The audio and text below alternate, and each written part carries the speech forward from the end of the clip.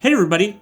Thanks for coming back for Chapter 2 from Logan vs. the Hateful Strawberries. In case you don't know, I'm Alan Brocken, author of the Towers of Light series, and I'm working on this book, Logan vs. the Hateful Strawberries. And so I just thought while my editor has it getting ready for finals, I just take some time to read it and see what you all think. Give me some feedback and I'm happy to maybe make some adjustments in the final edits. Just to let you know, in Chapter 1, Logan was out picking strawberries and he's finally gotten done. So let's go with Chapter 2, Freedom. After what felt like a year, Logan finally finished picking strawberries. He ran into the house hoping stretching his legs might get rid of the prickly feeling in his knees. "Ma, I'm done!" Logan burst in the kitchen. "Let me see," Ma replied, wiping her hands on her frayed and stained white apron. The apron's worn appearance matched the gingham dress she wore. That still bothered Logan. Ma usually took such good care of things. To see her in second-hand clothes that didn't quite fit just didn't seem right. He still resented the giant skull crusher for burning their farm and forcing them to move to Blooming Glen with just the clothes on their back. Ma took the overflowing basket of strawberries from him. "My, you have been working diligently, haven't you?"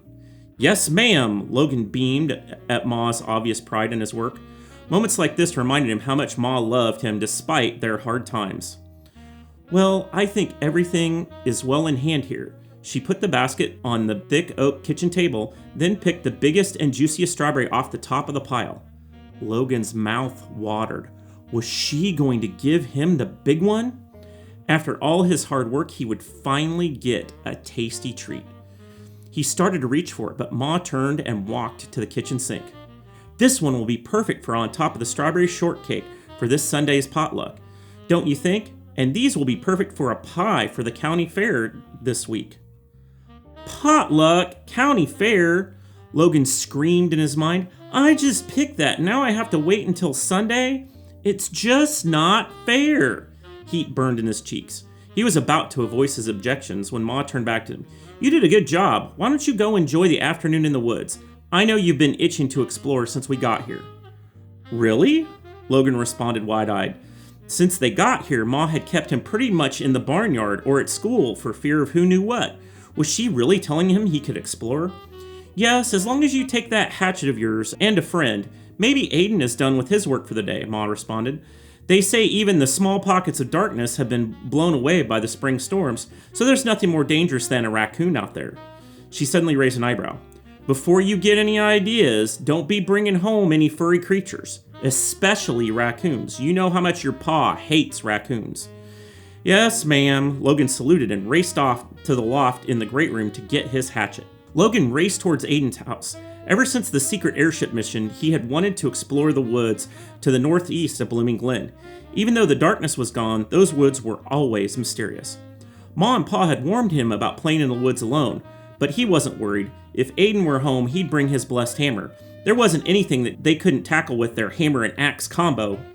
Logan's house was outside the tall log walls of Blooming Glen, so it was a good half-mile hike just to get to the outskirts of the town proper. Then another 10 blocks into the city. He understood that Pa wanted their family to be able to fend for themselves on their own land, but he sure wished they could have found someplace in the city. It was a long way to find his friend. As he neared the city gate, his frustration was relieved because Aiden came running out of the city to greet him. "Aiden, you read my mind," Logan called as he slowed to a walk on the dusty gravel path.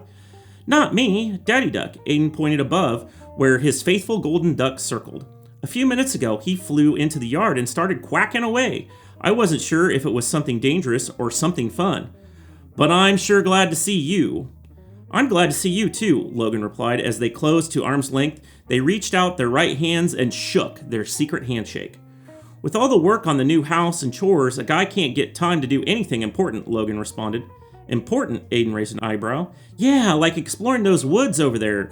Logan beamed as he pointed to the woods to the northeast.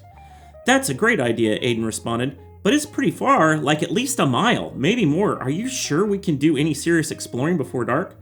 "We can give it a try, can't we?" Logan responded. "Race you," Aiden said as he took off in a jog toward the woods. "Hey!" Logan called after racing up to catch him. "No fair." Logan put his head down and dug in with his toes in a run to catch up. A smile cracked his face and he raced to catch up with his best friend. Panting, they reached the forest's edge and were met by a cool breeze. It was a welcome respite from the hot sun, but something was off. The cool refreshment quickly turned into a hair-raising chill down Logan's spine. Aiden, does something feel weird to you? Yeah, I was going to ask you the same thing, Aiden replied wide-eyed. Look, Logan pointed at Aiden's belt where his hammer hung. It was covered in a soft blue light. He hadn't seen that happen since they fought the dragon. Aiden pulled it out of his belt and stared at it momentarily. This isn't good. There must be something from the darkness in these woods. Logan pulled the hatches from her belt and it lit up similarly. What should we do? We probably should go get Father. I don't know how the darkness could be here so close to the Tower of Light. So whatever it is must be really bad. Aiden turned back toward the city. Are you sure? Logan objected and grabbed Aiden's shoulder.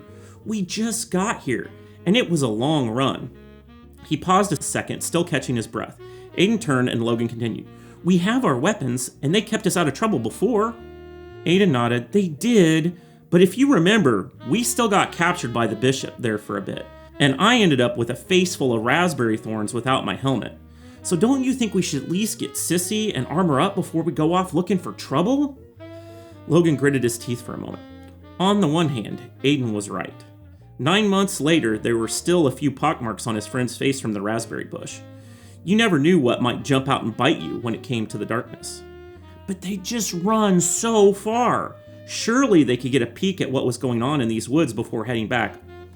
How about we just do a scout? Logan stepped down bush on the outskirts of the woods and squatted down. You know, like a couple of sneaky peeks. Just scope it out and see what's going on in these woods. Aiden seemed to consider it for a moment, stepped back towards town, then joined Logan, who was squatted down by the bush. All right, just a scout, but if there's anything that needs fighting in there, we need to go get help. Deal?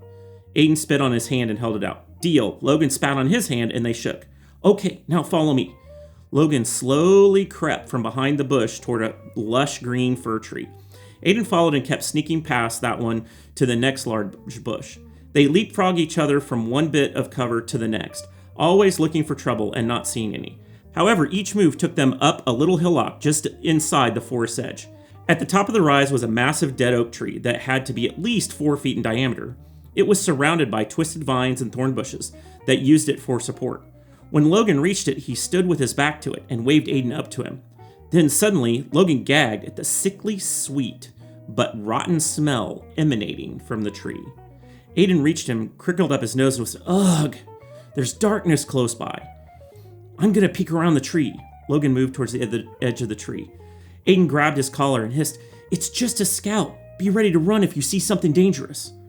Roger that, Logan replied as he choked down the awful smell that seemed so familiar. He couldn't quite place it. Then he peeked around the corner. He was so hyped up expecting danger that otherwise would have been a quiet chuckle turned into a full belly laugh at the sight on the other side of the tree. Logan, what is it? Aiden cried along. Strawberries. Logan laughed at the irony of the day. He'd gone off looking for an adventure to get him away from the strawberry patch at home, but now here there were more. Granted, these weren't like the strawberries at home. They were purple and the size of a melon, 3/4 of which were burst and rotting with mold. That put a name to the smell he now recognized, rotten strawberries, with a hint of something else. A closer look at the patch revealed a thick haze of black smoke surrounding the berries. The darkness! Whoa, Aiden exclaimed as he rounded the oak. Those are the biggest strawberries I've ever seen. They're darkness strawberries, look, Logan pointed. How did it survive this close to the light of the tower? Aiden seemed to survey the scene for what felt like a year before replying, see that depression they're sitting in? Aiden motioned with his hands. It looks like maybe 3 feet wide and 10 feet long. Yeah, so, Logan commented, anxious for the answer. He didn't need a lesson in strawberry patches. He'd spent the whole day in one. Aiden continued, seeming not to notice Logan's impatience. Well, it looks like it sits in the shade of the big oak and the hill we're standing on. Logan looked close and could now see the edge of the tree's shadow covering the patch and just beyond. Okay, but shadows move, right? And what about winter? Aiden scanned the area before replying. I guess there are enough fir trees around this little area to keep the sun off, so the only way the darkness would be disturbed is the light of the tower, which the trunk of the oak tree is blocking pretty much perfectly.